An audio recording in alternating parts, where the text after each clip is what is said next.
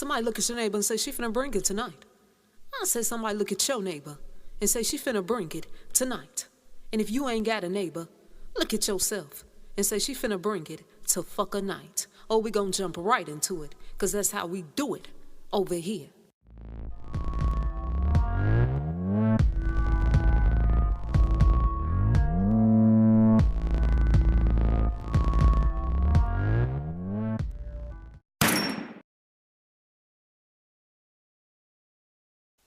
If y'all looking for some hot beats, check out my boy J Love at jlovebeats.com, and he'll hook your music the fucker up.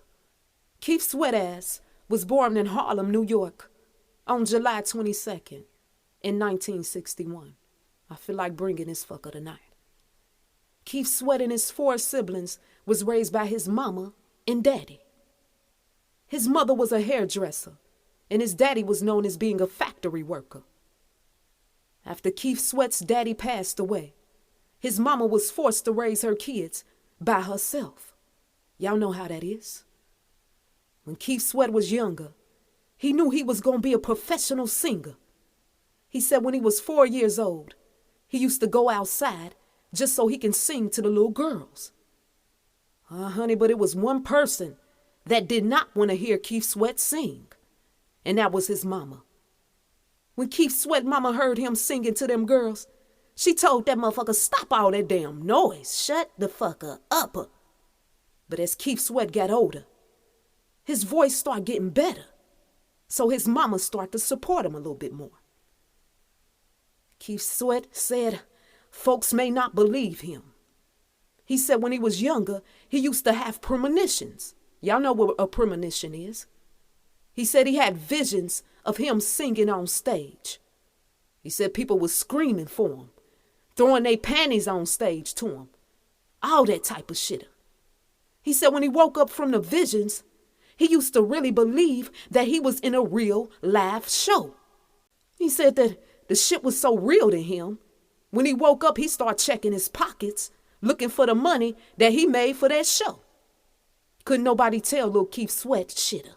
He knew he was going to be a famous singer.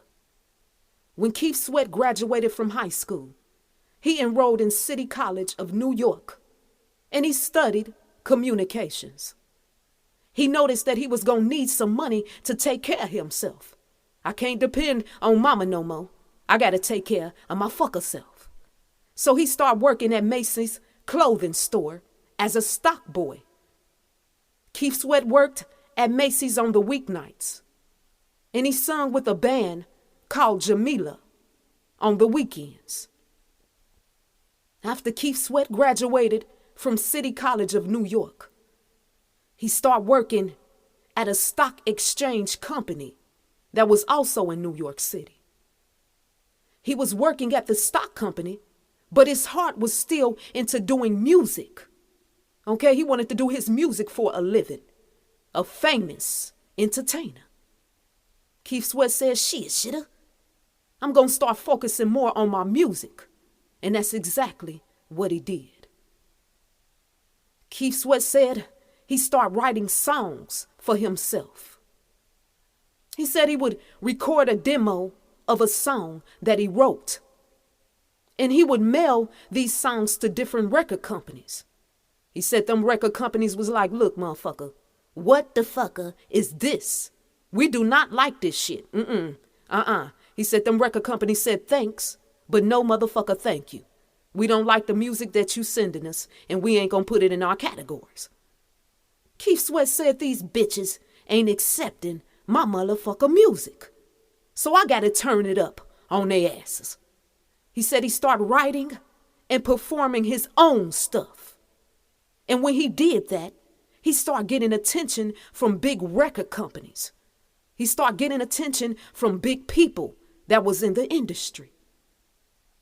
It was a man by the name of Vincent Davis. And he owned a record label by the name of Vintertainment. The record company was called Vintertainment. Vincent Davis, he had recently signed a distribution deal with Elektra Records. Some of y'all heard of that record label.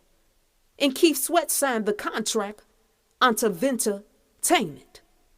When he signed down with Vintertainment, he came out with his hit song called Make It Last Forever.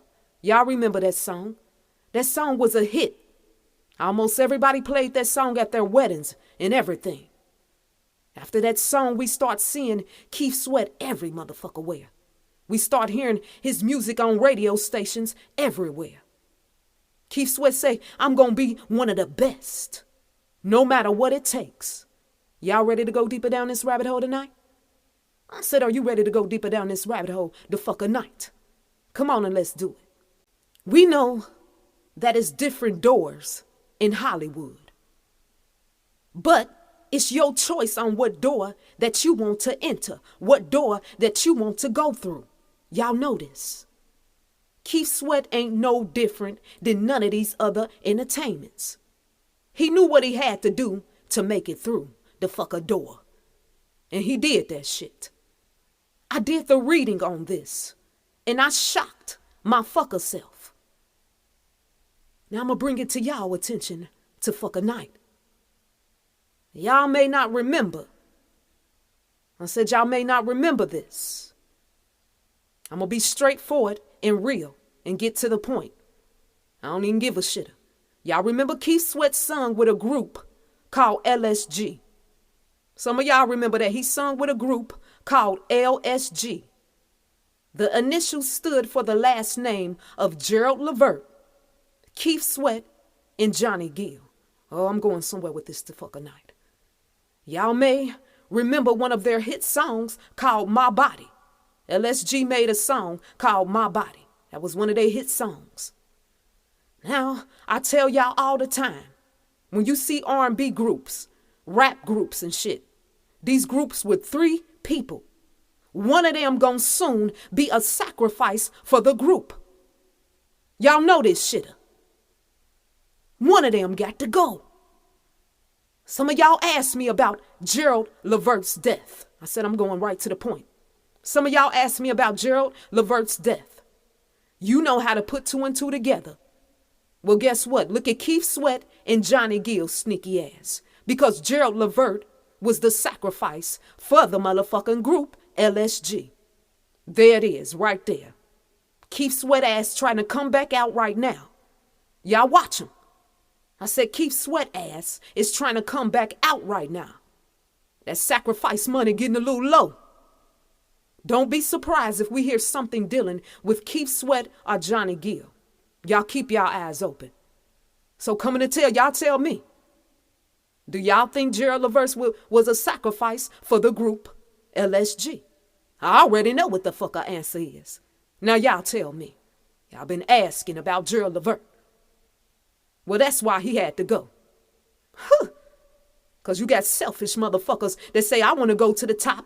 I want this motherfucker money. And if somebody got to lay down, guess what? They just got to lay the fuck down for my pockets to overflow. Catch that on Fuck a Fleek. Y'all be good.